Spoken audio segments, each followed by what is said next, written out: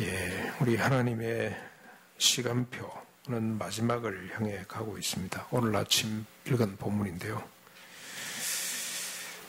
아침에 아마 주일날 오시느라 바쁘 오신 분은 오늘 본문을 못 보고 오셨을 텐데 매일 성경 오늘 본문입니다. 주님의 마지막 시간표입니다. 새하늘과 새 땅입니다.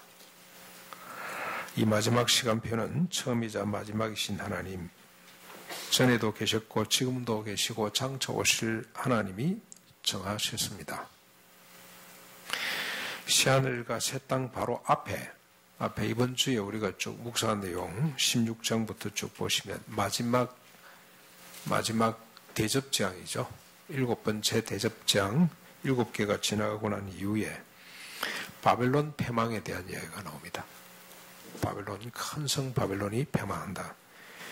그리고 19장 20장에 보면 어린 양 혼인잔치와 천년왕국에 대한 이야기가 나옵니다. 예. 바벨론은 사탄의 권세를 힘입고 크고 화려한 성으로 세워졌습니다.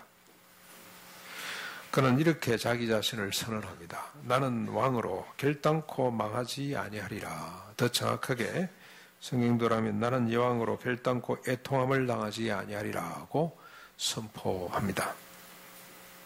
세상의 군왕들은 그의 영광에 반해서 더불어 음행하게 됩니다.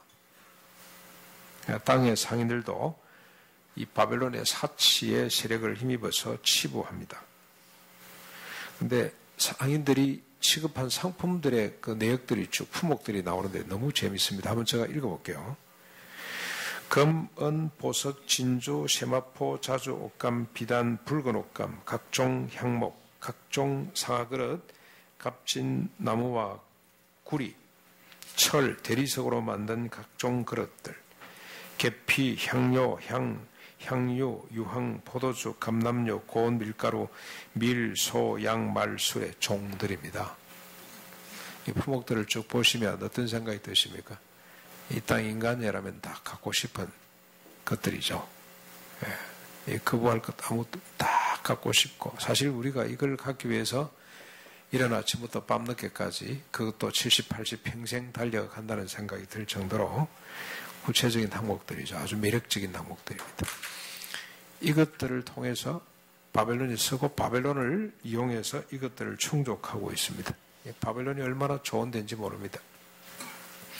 심지어는 그 품목들 가운데 이런 것도 있습니다. 사람들의 영혼까지 있습니다.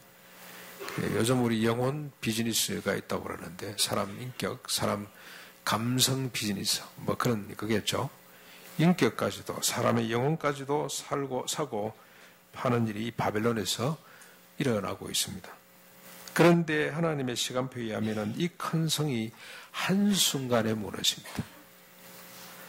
한 시간 안에 하는 말이 계속 반복되죠. 무너졌도다 큰 성 바벨론이 무너지는데 한 시간 안에 무너진다는 표현들이 계속 나옵니다.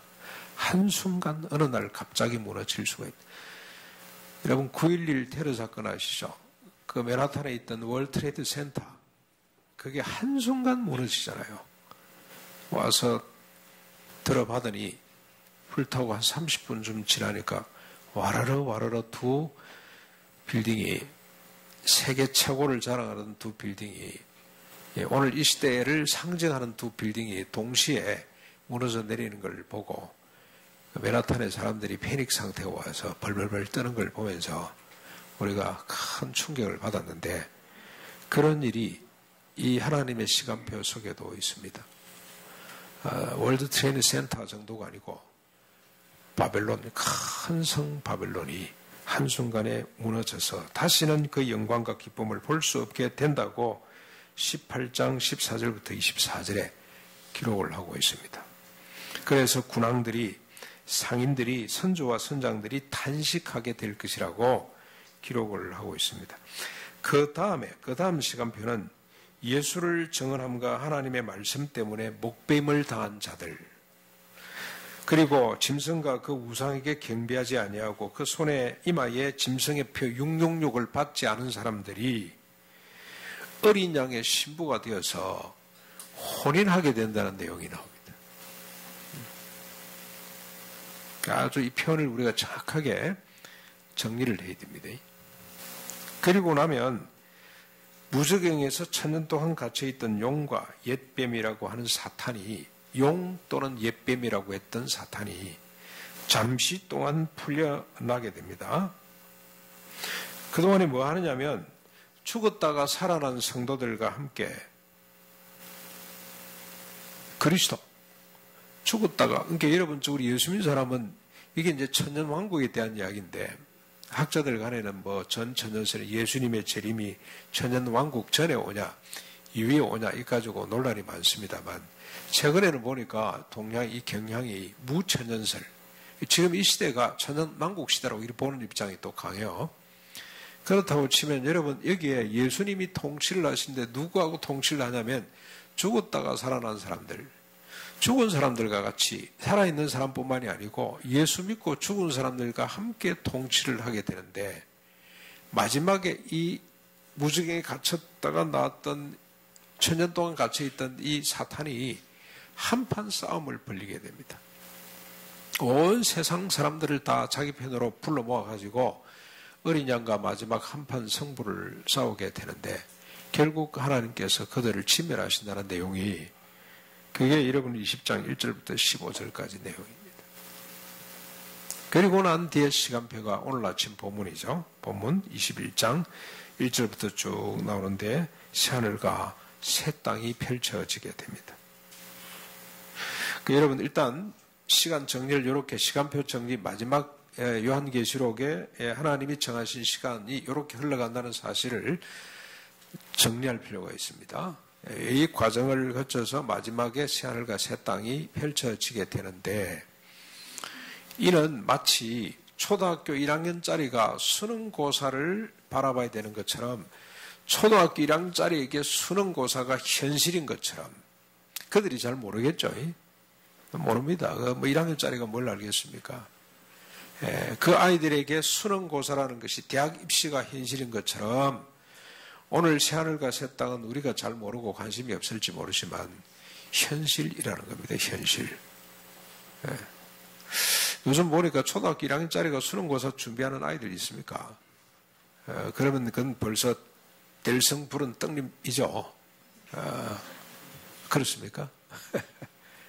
그런데 요즘 강남에 가니까 초등학교 4학년 때부터 수능고사를 준비해요.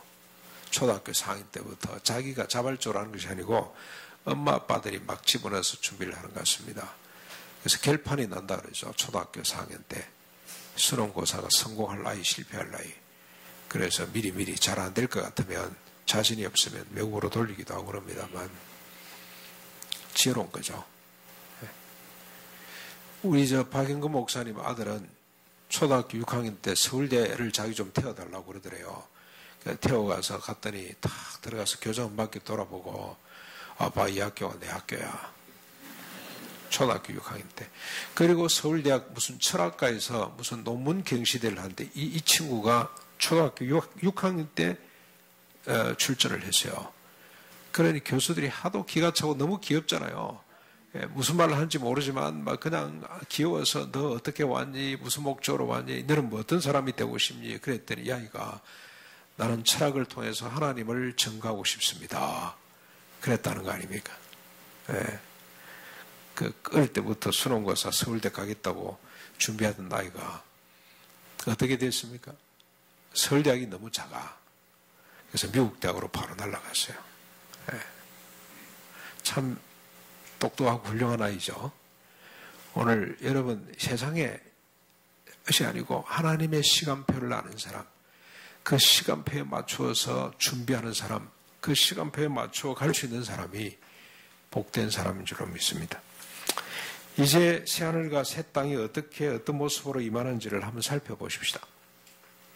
새하늘과 새 땅이 어떤 나라며 어떤 일들이 나타나는지를 살펴보면서 우리가 은혜를 받을 수 있기를 바랍니다. 1절, 2절 우리 같이 한 목소리로 읽어보겠습니다. 오늘 요 말씀대로 그냥 우리가 정리하면 되는 거니까 1절, 2절입니다. 시작. 또 내가 새하늘과 새 땅을 보니 처음 하늘과 처음 땅이 없어졌고 바다도 다시 있지 아니하더라. 또 내가 보매 거룩한 성 새 예루살렘이 하나님께로부터 하늘에서 내려오니 그 준비한 것이 신부가 남편을 위하여 단장한 것 같더라. 또 보니 봄에 여러분 이게 계속 반복되고 있죠. 요한계시록의 특징은 사복음서의 특징은 요한복음 말고 공간복음의 특징은 또 떠나시더라 이게 지문으로 계속 반복된다면 요한계시록의 특징은 어떤 지문이 반복됩니까? 또 보니 또 들으니 듣고 보고 하는 것이 반복됩니다. 제가 한번 찾아봤어요. 보니 봄에라고 된 단어만 찾아봤더니 38번 나오고 들으니 들음에 듣고 뭐 듣고 난 이 다 빼고 들으니 들음에가 22번 나옵니다. 계속 한 장에도 몇 번씩 나오죠. 보고 들었다.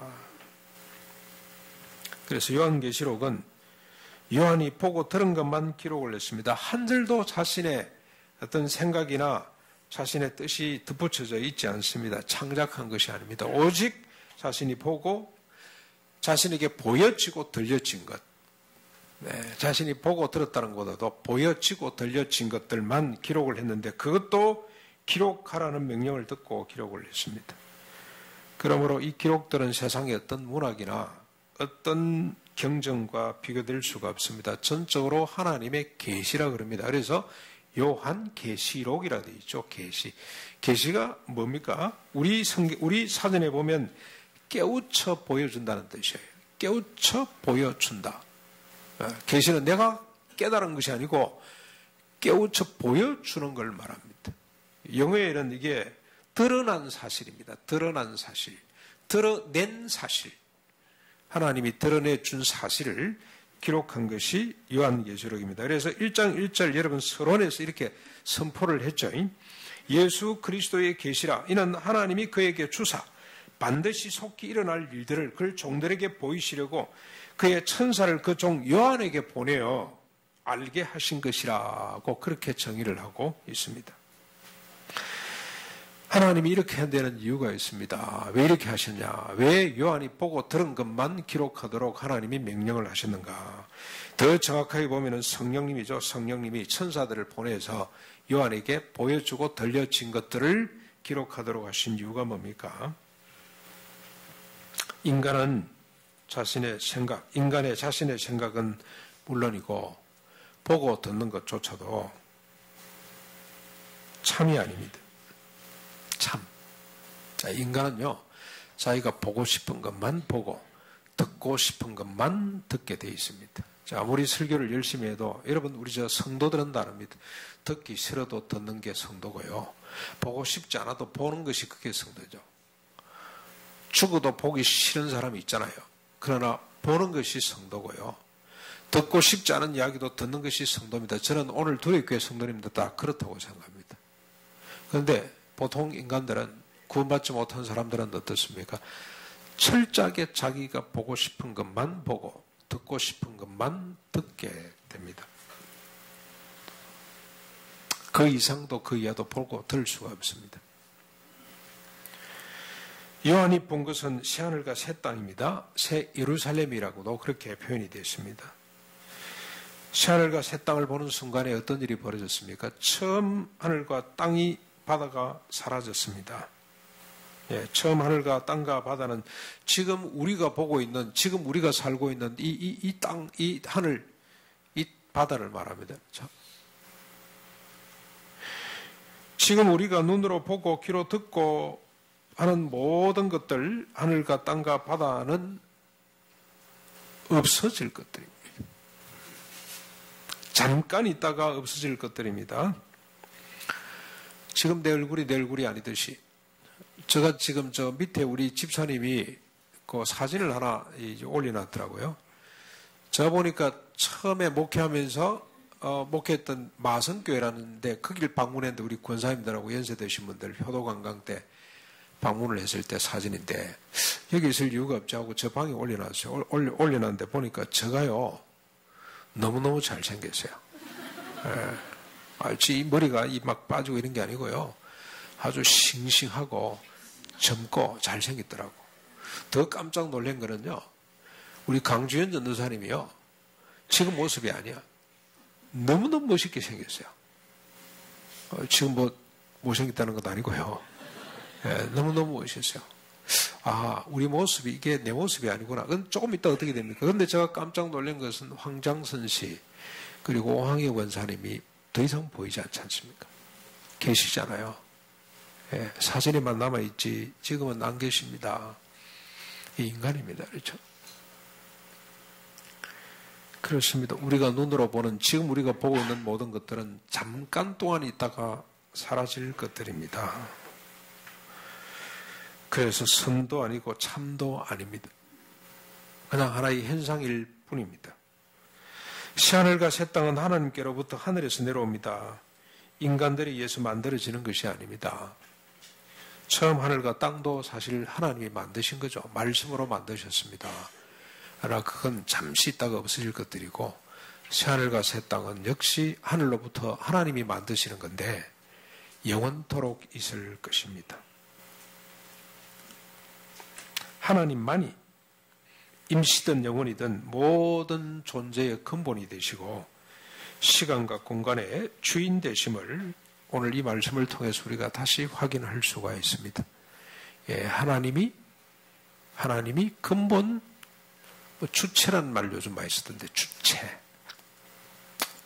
내가 주체가 되고 싶은 시대에 삽니다만 인간이 주체라고 우리가 선언하고 그런 시대에 삽니다만 그런데 인간이 주체로 살아보니까 어떻습니까? 극렬한 싸움이죠. 그래서 서로 주체로 갔는데 서로 주체가 되니까 이제는 집단으로 싸워요. 집단으로. 그래서 지금 우리 한국의 서울의 현상들 보면 서초동, 광화문, 국회 집단으로 서로 주체가 되기 위해서 싸웁니다. 그래서 이 모순을 머리 좋은 사람들이 깨닫고 철학자들이죠. 생각을 깊이 하는 사람들이 또 고민하면서 뭘 끄집어내고 있냐면 우리가 꼭대기를 바라보던 서로 주체가 되니 이런 문제가 발생했는데 거꾸로 밑을 바라보는 서로 주체가 좀 되면 어떻겠냐고 하는 제안을 지금 하기 시작합니다. 그게 비극성입니다. 비극성. 네, 이 세상의 비극, 우주의 비극, 타자의 비극을 보는 사람이 되면 서로 좀 갈등과 다툼을 줄일 수 있겠다고 생각하는 것이 오늘 이 시대의 정신인 것 같습니다. 그런데 그게 되나요? 됩니까? 하나님은 다른 방법을 정하고 있습니다. 새하늘과 새 땅이라는 하나님의 시간표로 이 문제를 해결하시기로 했습니다. 그런데 여러분 새하늘과 새 땅은 어떻습니까? 신랑과 신부의 비유를 댔죠. 신부가 신랑을 위하여 단장한 것 같더라. 무슨 말입니까?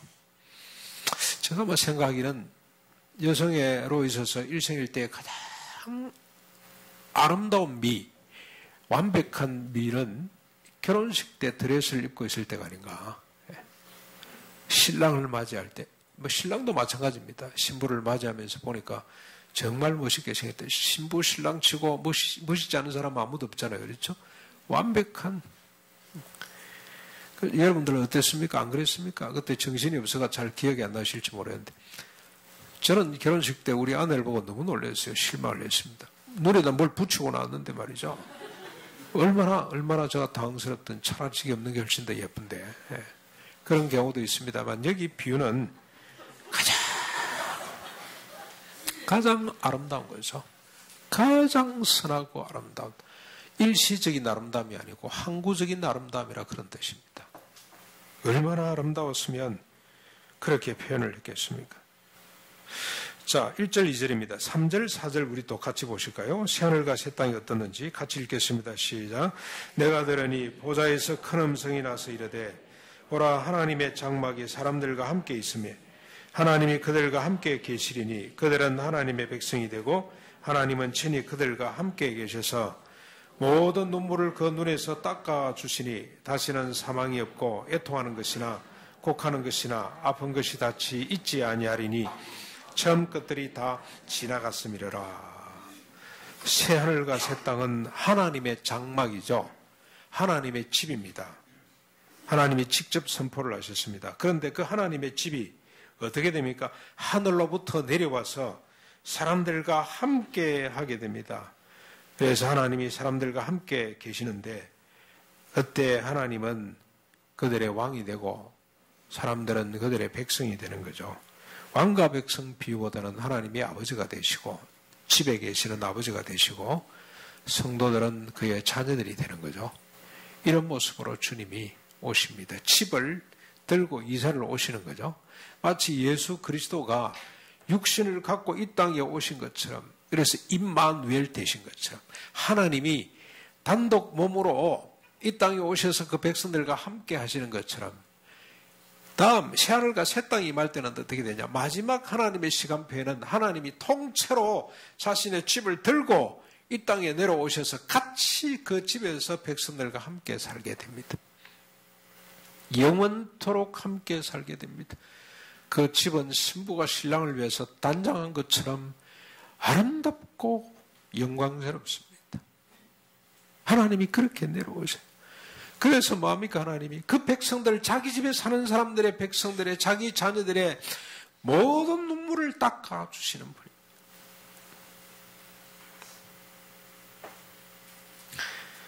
더 이상 눈물이 없습니다. 다시는 사망이나 고통이나 아픈 것이 없습니다. 이것들은 처음 것으로 다 지나가 버립니다. 소멸됩니다.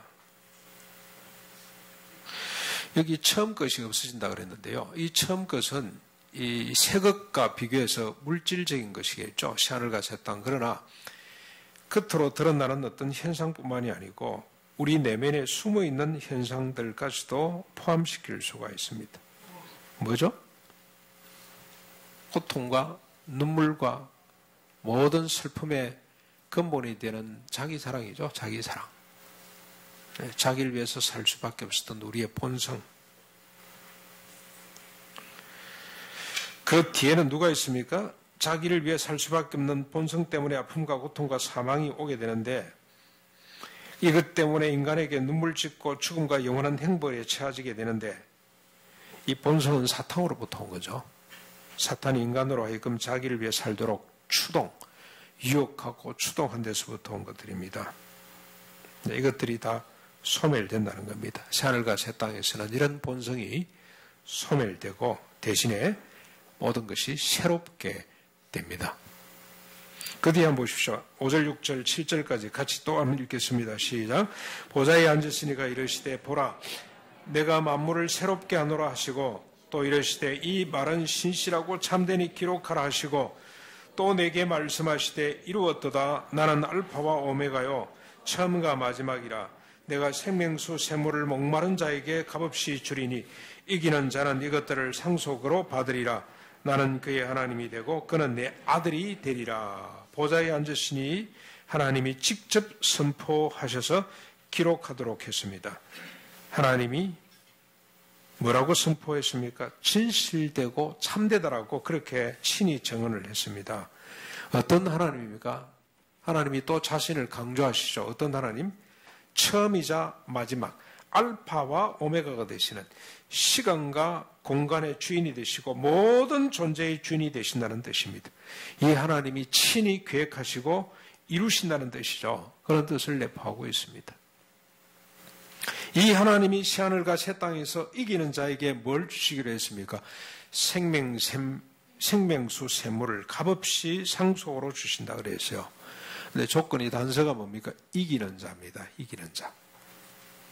이기는 자는 끝까지 사탄을 경배하지 않고 손과 이마에 사탄이 주는 표를, 666표를 받지 않은 사람들을 말합니다. 그 사람들이 이기는 자고 이들이 성도입니다. 오늘 요한계시록에 보면은 이 이기는 자에 대한 묘사가 너무너무 많이 나오죠. 다시 말하면 새하늘과 새 땅의 주인이 될 이 땅의 성도들에 대한 묘사들이 많이 나옵니다. 제가 한번 정리를 해보겠습니다. 여러분 12장 11절 듣기만 하시면 됩니다. 어린 양의 피와 자기들이 증언하는 말씀으로서 그를 이겼으니, 그가 누구냐면 12장에 그는 누구냐면 여인이 지금 아들을 낳잖아요. 그 아들을 잡아먹을 것이라고 앞에 도사리고 있는 짐승입니다. 짐승, 용. 그를 이긴 자들입니다. 어떻게 이기냐? 어린 양의 피, 십자가 믿음이겠죠. 그리고 자기들이 증언하는 말씀으로서 하나님의 말씀, 예수에 대한 증언 때문에 이긴 자죠.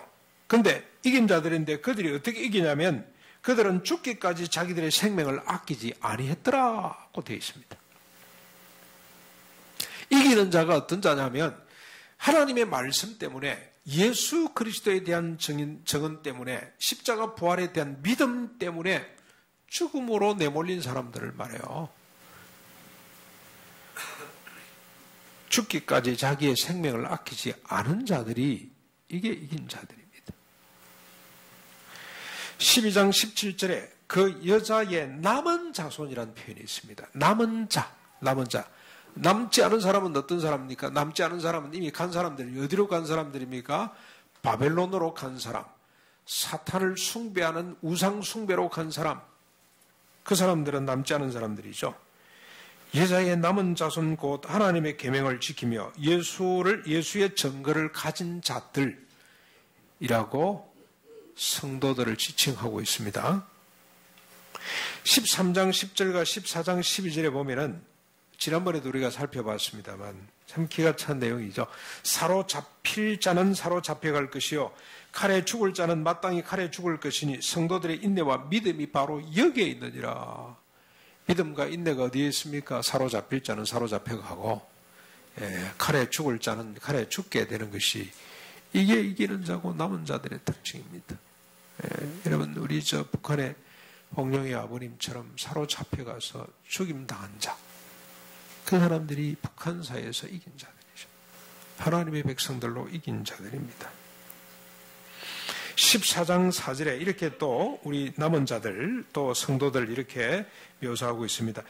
여자와 더불어 더럽히지 아니하고 순결한 자라 어린 양이 어디로 인도하든지 따라가는 자며 사람 가운데서 속량함을 받아 처음 익은 열매로 하나님과 어린 양에게 속한 자들이니 그 입에는 거짓이 없고 흠이 없고 어린 양과 함께 시온산에 서 있는 14만 4천의 성도들 그 이마에는 어린 양의 이름과 그 아버지의 이름이 쓰여져 있는 사람들.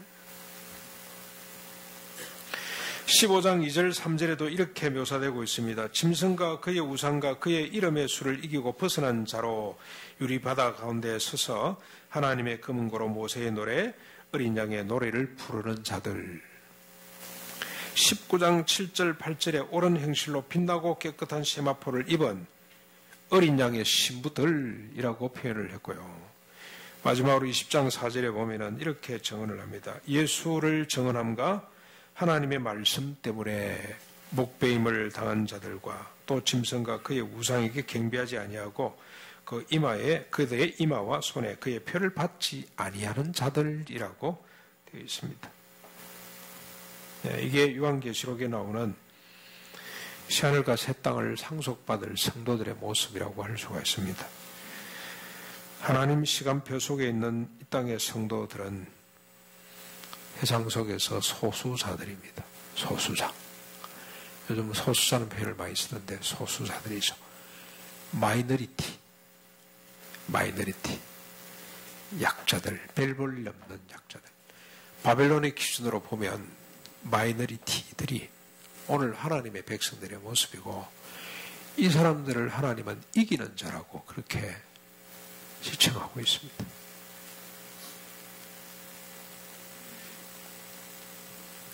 이런 성도, 이기는 자들에게 새하늘과 새 땅에서 주어지는 보상이 있습니다. 하나님은 그들의 아버지가 되시고 그들은 하나님의 자녀가 됩니다. 이보다 더 큰 보상이 어디 있겠습니까? 반면에 어떻습니까? 이 상을 받지 못하는 이 하나님의 새하늘과 새 땅을 상속받지 못하는 사람들은 어떤 사람인지 8절이 설명을 하는데 이것도 같이 한번 읽어보겠습니다. 시작. 그러나 두려워하는 자들과 믿지 아니하는 자들과 흉악한 자들과 살인자들과 음행하는 자들과 점술가들과 우상 숭배자들과 거짓말하는 모든 사람은 불과 유황으로 타는 못에 던져지리니 이것이 둘째 사망이라. 여러분 저 사망이 두 개 있죠. 두 개. 첫째 사망이 있고 둘째 사망이 있고 맨 뒤에부터 한번 정리를 하십시다. 둘째 사망이 있습니다. 보상은 고사하고 새하늘과 새 땅을 상속받기는 고사하고 둘째 사망이 기다리고 있는데 어떤 자들입니까? 8가지입니다. 두려워하는 자들 제일 먼저. 뭘 두려워하죠? 뭘 두려워합니까? 하나님의 말씀대로 살다가 이 세상에서 소수자가 되고 마이너리티가 되는 걸 두려워하는 자들을 말해요. 예. 세상이 너무 좋아서 세상 사람들이 추구하는 그 가치를 쫓기를 원해서 그거 가지지 못하면 뒤지는 걸로 생각을 하고 부지런히 바벨론의 가치를 쫓던 사람들, 그래서 세상에서 왕따 당하고 무시당하는 것이 두려운 사람들, 그 사람들이 두려워하는 자들입니다. 믿지 않은 자들은 뭘 말합니까? 믿지 않은 자? 내용이죠. 십자가 부활을 믿지 않는다고 할 수도 있고, 저는 특별히 요한계시록을 보면서 요즘 저 깜짝 놀랍니다. 지금 사람들이 별로 관심이 없는 것 같아요. 근데 믿지 않은 자들이 누구냐면 요한계시록의 시간표를, 하나님의 시간표를 믿지 않는 자들입니다. 요한계시록을 무슨 판타지 소설 하나 읽듯이 읽어버리고 많은 사람들 있잖아요. 요한계시록이 자신의 인격과 삶에 아무런 영향을 끼치지 못하는, 감동도 자극도 주지 못하는 사람들이 이게 믿지 않는 사람들이라고 할 수 있겠어요. 이 말씀, 하나님의 엄미한 말씀 앞에서도 도무지 이거 내가 한번 알아봐야 되겠다 이런 마음이 생기지 않는 사람이 있잖아요. 뭐 이런 말씀이 다 있어. 빨리 지나갔으면 좋겠는데 복잡하고 이해도 안 되고, 그런 사람들이 믿지 않는 사람들이죠. 새하늘과 새 땅, 바벨론이 무너진다는 사실을 도무지 받아들이지 못하는 사람들이 믿지 않는 사람들이죠.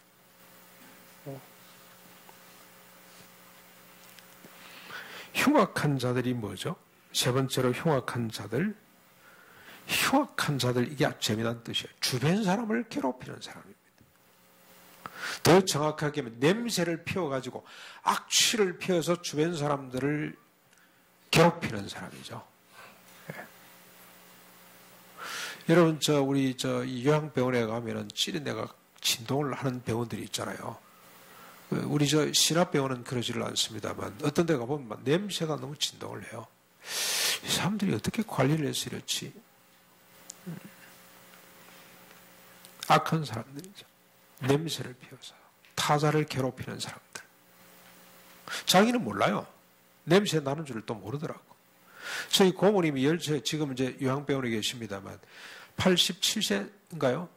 차를 제가 한번 일산에 딸 집에 와서 한번 모시고 저 강원도 한번 또 우리 여행도 하고 모시고 가는데 냄새가 얼마나 나는지. 요실금이라 그럽니까? 이게 소변 조절이 안 돼가지고 소변을 막 옷에다 묻혀가지고 냄새가 나는데 본인은 전혀 몰라요. 얼마나 불쌍한지. 그래서 할 수 없이 요양병원으로 가셨어요. 이런 사람들이 흉악한 자들입니다. 네 번째, 살인자들이죠. 살인자들은 또 뭡니까? 자기를 위해서 타자를 후정하거나 배제하는 자들이죠. 칼로 찔러서 살인자가 되는 것이 아니고요. 자기 생각 때문에, 자기 고집, 자기 또 주장 때문에, 자기 이권 때문에 타자를 부정하는 것 자체가 살인입니다. 예수님은 이렇게 말씀하셨잖아요. 형제를 보고 라가라, 바보라 하는 사람은 이미 살인자나 마찬가지다라고 말씀을 하셨어요. 형제를 미워하는 자는 이미 살인한 자라고 그렇게 말씀을 하셨어요. 그러니 여러분 형제를 미워하는 것조차 용납이 안 되니 우리가 이 종말의 시대를 살아가는 성도들이 얼마나 힘들겠어요. 그렇죠? 그래서 소수자입니다. 소수자. 그것 때문에 힘들어가지고 자기 욕심을, 자기 생각을 억제하느라고 맨날 경쟁에서 뒤질 수밖에 없는 그런 사람들의 모습입니다. 음행하는 자들은 뭡니까? 다섯 번째, 음행하는 자들, 성적 쾌락을 쫓거나 그것을 업으로 삼는 사람들을 말해요. 지금은 쾌락주의죠. 우리 부목사님 한 분이 그러시더라고요. 가장 인간에게 쉬운 일이 뭐냐? 마약 중독되는 것. 쾌락을 쫓는 거죠. 쾌락. 가장 어려운 게 뭐냐? 경건생활을 하는 것. 새벽기도 나오는 것. 가장 어려운 일이에요. 자기를 부정하는 일이기 때문에. 가장 어렵고요. 부패하고 타락한 인간의 본성은 자기를 자극하고 자기를 만족시키는 일에는 이건 안 가르쳐줘도 따라가게 됩니다. 음행하는 자들입니다. 여섯 번째, 점술가들입니다. 술객들이죠. 이 사람들은 어떤 사람들입니까? 표적과 기사를 동원해서 사람들을 속이는 자들이죠. 뭘 위해서입니까? 자기 이익을 위해서. 일곱 번째, 우상 숭배자들입니다. 사탄의 권세를 힘입어서 고지와 중심부를 향하는 그 매력을 추구하는 자들이 결국 자기를 드러내고 싶은 이것이 꼭 우상 숭배 자들입니다. 8번째 마지막으로 거짓말을 하는 자들인데 이 거짓말을 사람들이 왜 합니까? 두 가지 목적이죠. 자기 확장이든지 아니면 자기 변명이든지. 약자들은 자기를 변명하기 위해서, 강자들은 더 자기를 확장하기 위해서 말을 만들어내는 사람들이죠. 예, 거짓말이라고 해서 특별히 다른 것도 아닙니다. 이 목적으로 말을 만들어내는 자들이 그들이 거짓말을 하는 자들입니다. 고상하게 들릴 때가 있어요. 너무너무 매력적으로 들릴 때가 있습니다. 그러나 그건 전부 다 거짓말입니다. 자기를 확장하고 변명하기 위해서 만들어내는 말들이 거짓말입니다. 이걸 8가지를 보면은 자기를 위해 사는 사람들이라고 할 수가 있습니다. 이 사람들은 하늘과 새 땅을 상속받지 못합니다. 이런 자들은 유황불못에 던져져서 영원한 고통을 당하게 됩니다. 이것이 둘째 사망입니다. 첫째 사망이 있고 둘째 사망이 있습니다. 두 종류의 사망이 있습니다. 그렇죠? 첫째 사망은 뭡니까? 육신적 사망입니다. 그런데 이 사망은 잠시 동안입니다. 한시적입니다. 육신이 다시 회복됩니다. 믿는 사람이건 믿지 않는 사람이건 다 회복이 돼요. 그리고 난 뒤에 믿는 사람은 둘째 사망을 통과해버립니다. 이깁니다. 둘째 사망을 경험하지 않습니다. 그러나 믿지 않는 사람은 둘째 사망에 빠지게 처하게 됩니다. 그 사망은 한시적이질 않고 영원한 사망입니다. 죽어버리면 차라리 낫겠는데, 소멸돼버리면 낫겠는데 죽지도 못하고 영원토록 어디에서 고생당합니까? 불못에서 고통당하게 된다. 그 불못이 상징이라고 봐도 좋습니다만 어마어마한 고통이라고 생각하면 됩니다. 둘째 사망입니다. 그래서 따지고 보면 우리 예수 믿는 사람들에게는 사망이 없습니다. 사망이 없어요. 잠잔다고 표현을 했잖아요. 잠잔다. 잠시 후에 깨어날 것이기 때문에 황장선 성도, 우리 왕의 성도님 주무시고 계시죠? 사진에서 소멸되고 없습니다만 믿음의 눈으로 보면 이분들은 잠시 주무시고 계시고 다시 주님이 새하늘과 새 땅을 갖고 자기 집을 통째로 옮겨오실 때 그곳에서 왕노릇하게 될 것을 우리가 믿는 거죠. 얼마나 감사한 일인지 모릅니다. 지금 우리 종성 형제 아버님이 젊어서 한때 잠깐 예수를 믿으시다가 예수를 떠나서 평생 사시다가 이제 마지막 순간에 다시 예수 그리스도를 영접하고 신방 갈 때마다 믿음을 늘 확인해 봤습니다. 천국 갈 자신이 있냐? 예수 그리스도를 믿냐? 그분의 십자가 부활의 약속을 믿냐? 또렷하게 믿습니다. 그러다 이제 병원의 의사로부터 오늘이나 내일 돌아가신다는 통보를 받았습니다. 그래서 지금 며칠 전부터 계속 부목사님이 가고 저가 가고 마지막 임종을 지켜야 되는데, 종선이도 지금 직장생활을 하느라고 딸이 하나 있는데 딸이 대전에 있어요. 이 가정의 내력을 제가 종선이를 통해 듣고, 와, 이렇게 순수한 분이 계시구나. 그분이 죽음을 앞두고 있습니다. 그래서 한 사람이라도 매니시간 맞춰 찾아가서 기도해드리고 위로해드리고 건면해드리고, 어제 제가 뵀는데요. 저녁에 가서 뵀는데 이제는 의식이 없어요. 의식이 없고 눈도 못 뜨고 너무너무 고통스러운지 하고 자기도 모르게 비명을 지르는 거죠. 얼마나 아팠으면 그럴까 하는 생각이 듭니다. 그런데 제가 가슴에 손을 올리고, 종선이도 늦게 그냥 흘렘을 딱 맞추고 나니까 막 병원에 도착이 돼요.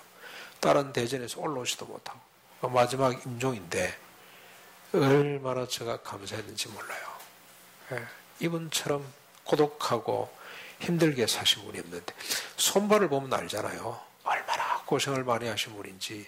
손이 그냥 거칠기를, 저는 그런 손을 볼 때마다, 잡을 때마다 꼭 예수님 손을 만진다는 생각이 들어서 너무너무 감동입니다만, 그 손을 갖고 고생한 삶을 가만히 생각하면 세상에 가장 불쌍한 사람이라. 그런데 여러분 보십시오. 새 시간표, 하나님의 시간표에 보면 이분은 어떤 분입니까? 진정한 승리자, 이긴 사람이고 남은 사람이에요. 비록 늦게 예수님을 영접해서 그게 안타깝기는 합니다만 이분은 첫째 사망으로 끝나는 분이 아닙니다. 사망으로 끝날 분이 아니에요. 둘째 사망을 넘어선 사람이에요. 그래서 간절히 기도했습니다. 하나님, 들리는지 안 들릴지 모르지만 귀에다 대놓고 기도합니다. 뭐라고 기도했겠습니까? 뭐라고 기도해야 됩니까? 하나님 눈을 열어주십시오.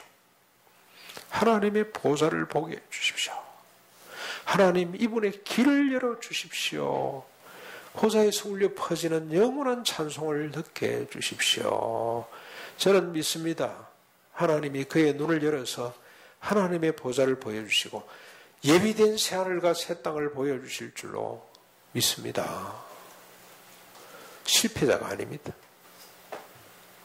얼마나 장엄하고 아름다운지. 제가 가만히 돌아오면서 생각해 보니까 이분이 만약에 큰 권세를 가졌거나 어마어마한 지식을 가졌거나 했으면 저 같은 사람이 찾아간들 무슨 소용이 있겠어요. 그렇죠? 만나지도 못할 겁니다. 들어가지도 못하게 할 거예요. 아무도 없어. 얼마나 좋습니까? 세상에서 가장 고독한 사람, 그만큼 하나님께 가까이 있는 사람입니다. 목사의 한마디가 이분에게는 가장 큰 위로가 되는 인간적인 말이 아니고 하나님의 이 말씀만 붙들 수 있는 사람이기 때문에 진정으로 이 사람이야말로 성공한 사람이구나. 이 사람이야말로 행복한 사람이구나. 사랑하는 성도 여러분, 우리는 새하늘과 새 땅을 바라며 사는 성도들입니다. 새하늘과 새 땅에 우리의 시선이 고정되어 있어야 됩니다.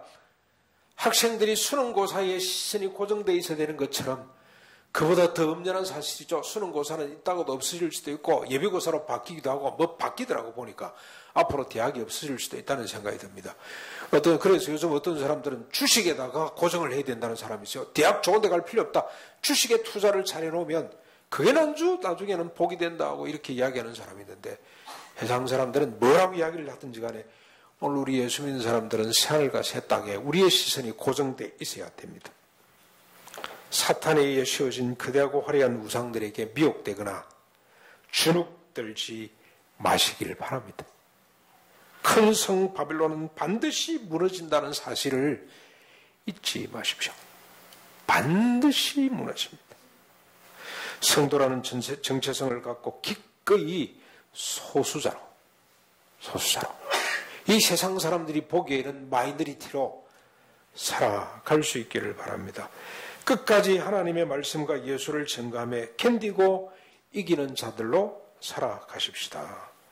새하늘과 새 땅이 임하면 아버지 하나님께서 우리의 모든 눈물을 닦아주실 것을 믿고 그게 우리 소원이죠. 그날을 바라며 감사하면서 하나님을 찬양하며 사는 삶을 살아갈 수 있기를 주님의 이름으로 축원합니다. 우리 말씀을 생각하면서 180장 찬송 드리겠습니다. 180장입니다.